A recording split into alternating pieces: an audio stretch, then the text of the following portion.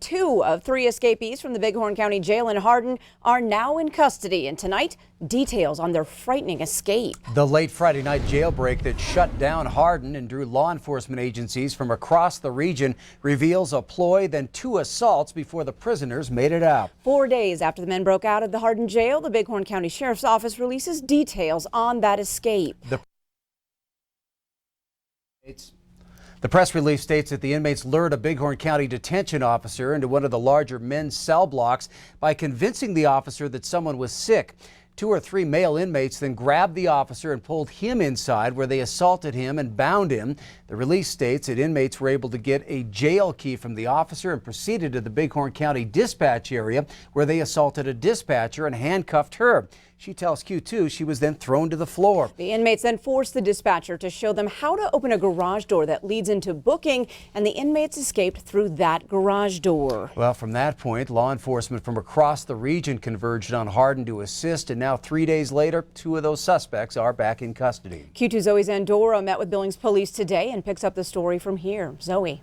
Rest and Janelle, authorities are actively searching for the third and final escapee, but I talked with Billings Police Lieutenant Brandon Woolley to get details on the capture of the other 2. Shortly, a couple hours later, about 3 o'clock in the morning, an officer had noticed a similar.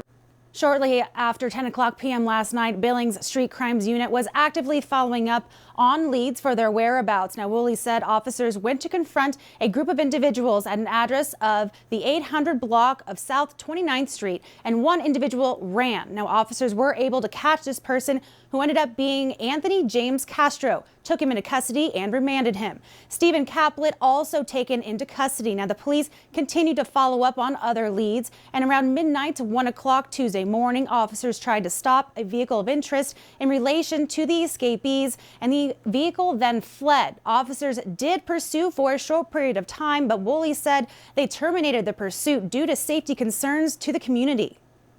A couple hours later, about 3 o'clock in the morning, an officer had noticed a similar vehicle of interest in the South Billings I-90 area and performed a traffic stop on that vehicle, and Caplet was a backseat passenger in that vehicle, and he was taken into custody without incident and remanded.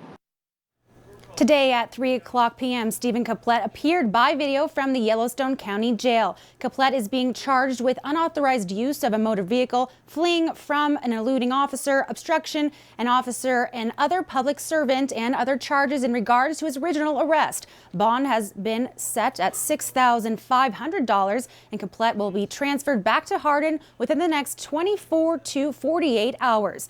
Now, again, that is just 2 of the 3 inmates that have been arrested. One is still at large, and Woolley says they have no information of Andrew Parham's whereabouts at this time, but will continue to follow leads. Russ and Janelle. All right. Thank you, Zoe.